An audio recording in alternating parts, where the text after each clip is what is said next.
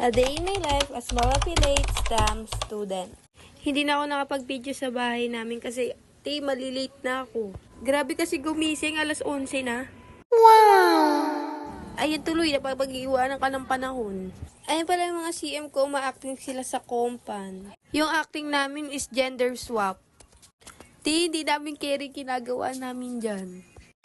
Nakakahiya pero kailangan namin gawin yung best namin. By the way, hindi pala yun yung kagrupo namin. Nakakapikon, wala kaming video man lang sa grupo namin. Pagtas ng compound namin, nagpapatawa yung kaklase namin. Siya pala si Agob. Ang galing niya magpatawa, tawang-tawa kami sa kanya. Kaya pala siya tumitingin yan kasi nandyan si Sir. Tinatanong ba niya kung tama yung gagawin niya? Kala niya tama na yung sagot niya, pero mali pala. Tapos nagulat kami, hinarap ni Sir yung camera sa amin. Di pa rin nawawala yung kakulitan ni Sir. Pero nagpaalam naman kami magbibideo kami. Tapos si Agob, walang kasawaang patawa yan. Di matatapos yung araw na hindi niya kami napapatawa. Kaya ang swerte ko sa mga naging CM ko. Ang sarap nilang kasama, sa totoo lang. Pagtapos niya, back to normal na ulit. By the way, uwian na pala nun.